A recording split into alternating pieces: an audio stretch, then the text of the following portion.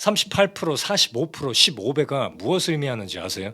이 숫자들은 각각 한국 여대생의 폭식 발생 위험률, 폭식 치료를 받는 20대의 비율, 그리고 여성이 남성보다 폭식을 겪을 확률을 나타냅니다. 폭식이 무서운 이유는 만성 질환처럼 10년 이상 지속적일 수 있기 때문에 가볍게 여길 문제가 아니에요. 만약 지속적으로 폭식을 하게 되면 어떻게 될까? 살이 찌는 것은 당연하고 당뇨병에 걸릴 위험성이 높아집니다. 예를 들어 3,551명을 대상으로 한 연구에서 폭식하는 사람들이 그렇지 않은 사람들에 비해 공복 혈당이 7.2mg 더 높게 나타났어요. 만약 공복 혈당이 92mg이라면 99까지 올라가 당뇨병 전 단계로 진단받을 수 있습니다. 당연히 폭식하게 되면 99 이상 올라가겠죠. 하지만 특히 20, 30대 여성이라면 폭식이 피부 노화를 빨리 일으킨다는 사실에 민감해질 수 있을 거예요. 실제로 고혈당 상태가 지속되면 당 독성 스트레스가 일어나 피부가 더 빨리 늙게 됩니다. 당뇨병을 앓고 있는 사람들의 피부 노화가 빨리 진행하는 것도 이 때문이에요. 사진은 당뇨병 환자의 피부를 현미경으로 확대한 건데 이 흰색 빈 공간은 라멜라 바디에서 나오는 지방이 각질층에 제대로 채워지지 않아 피부 장벽이 약화된 상태입니다. 피부 장벽은 외부 물질이 들어오지 못하게 하거든요. 그리고 수분이 빠져나가는 걸 막아주기 때문에 피부결을 부드럽고 촉촉하게 해주죠. 그러나 폭식을 자주 하게 되면 피부가 약해지고 손상되어 피부 노화가 빨라질 수 있어요. 그래서 폭식하는 이유가 무엇인지 살펴보고 해결할 수 있는 방법 두 가지를 알려드리겠습니다. 저는 키로바이옴 창시자 선35스타입니다. 폭식을 안 해본 사람은 있어도 한 번만 한 사람은 없을 거예요. 여러분은 폭식할 때 주로 어떤 음식을 드세요? 1번 과자, 빵, 라면, 아이스크림, 음료수. 2번 피자, 햄버거, 파스타. 3번 족발, 치킨, 떡볶이. 해당하는 번호를 댓글로 남겨주시고 만약 해당되지 않으면 음식을 적어주세요. 그럼 도대체 왜 폭식하는 걸까? 우리나라의 2개 대학에 재학 중에 307명의 여대생을 대상으로 한 연구에서 그 이유를 살펴보겠습니다. 이 연구에 따르면 전체 여대생 중 21.5%에 해당하는 66명이 폭식한다고 밝혔어요.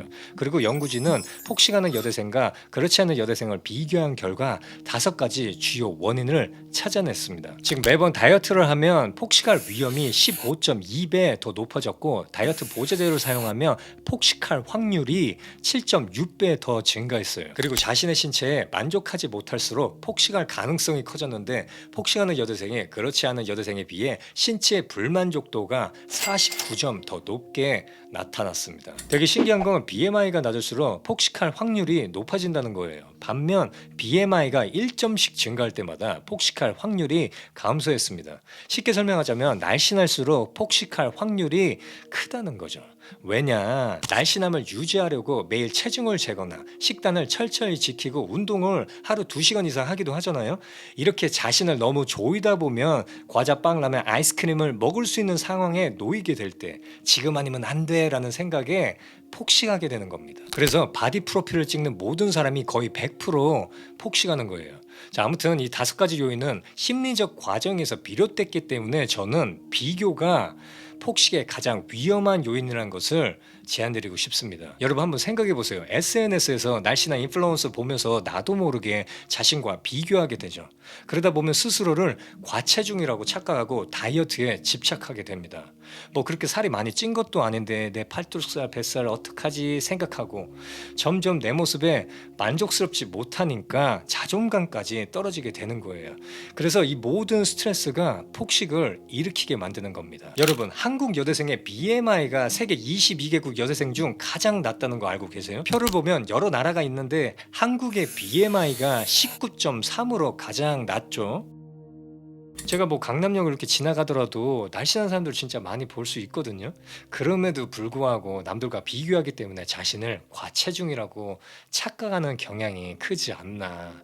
저는 이렇게 생각하는데 여러분들은 어떻게 생각하세요? 그래서 폭식을 예방하기 위해 비교하지 않는 것이 가장 중요합니다. 앞으로 이 2가지만 기억하세요. 첫 번째, SNS에서 남들의 몸을 부러워하지 마세요.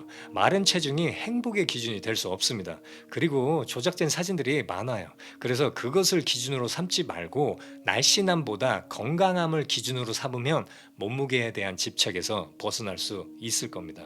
이 체중은 몸이 건강해야 빠집니다. 있습니다. 두 번째, 자신의 모든 노력을 긍정적으로 평가하세요.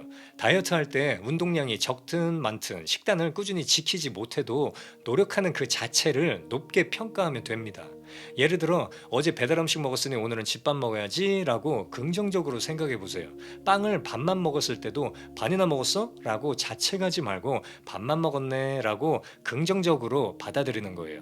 그리고 나는 충분히 잘할 수 있어 라고 자신에게 친절하게 대하는 것부터 시작하면 좋습니다. 이렇게 하면 폭식을 예방할 수 있고 이미 폭식을 경험하더라도 심리적 부담에서 벗어날 수 있습니다.